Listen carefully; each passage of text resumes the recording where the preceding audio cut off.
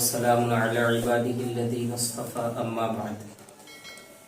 اسلام اور ایمان کی اللہ تبارک و تعالیٰ کے نزدیک بڑی قدر و قیمت ہے، اس لیے ہر 10 سال پر اللہ تبارک و تعالیٰ کامل ایمان والے کے بھاؤ کو بڑھاتا ہے، اللہ تبارک و تعالیٰ اس کی قدر و قیمت کو بڑھا دیتے ہیں۔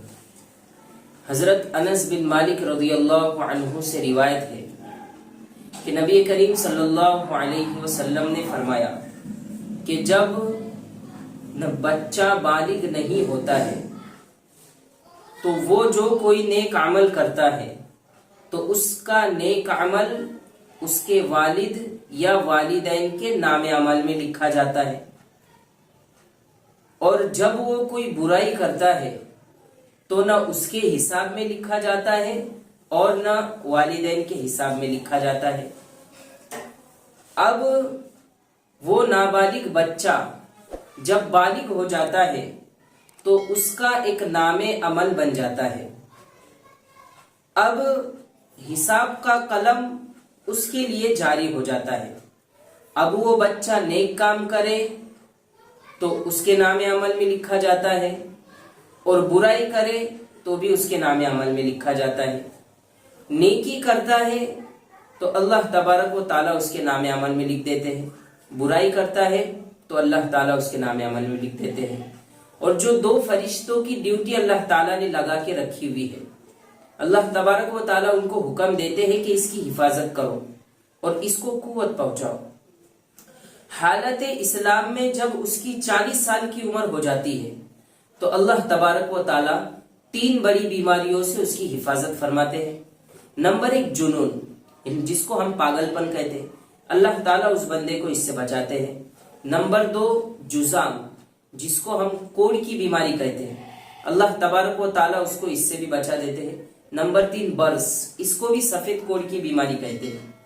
تو ان 3 بیماریوں سے اللہ تبارک و تعالیٰ اس کو بچاتے ہیں جب حالت اسلام میں اس کی 40 سال کی عمر، جب 50 سال کی عمر کو پہنچتا ہے تو اللہ تبارک و تعالیٰ اس کے حساب کو آسان کر دیتے ہیں۔ جب 60 سال کی عمر کو پہنچ جاتا ہے تو اللہ تبارک و تعالیٰ اس کو اپنے طرف رجوع کرنے کی توفیق عطا فرماتے ہیں۔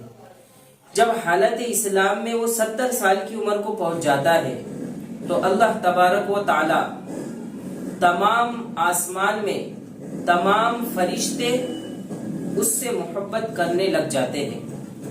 جب 80 سال کی عمر کو پہنچ جاتا ہے تو اللہ تبارک و تعالیٰ اس کے نیکیوں کو لکھتے ہیں اور اس کے گناہوں کو اللہ تبارک و تعالیٰ معاف فرما دیتے ہیں۔ پھر جب 90 سال کی عمر ہو جاتی ہے تو اللہ تبارک و تعالیٰ اس کو اپنے گھر والوں کے متعلق شفاعت کرنے کا حق دے دیتے ہیں، اور اللہ تبارک و تعالیٰ اس کو 2 لقب ادا کرتے ہیں، امین اللہ اور اسیر اللہ فی الارض۔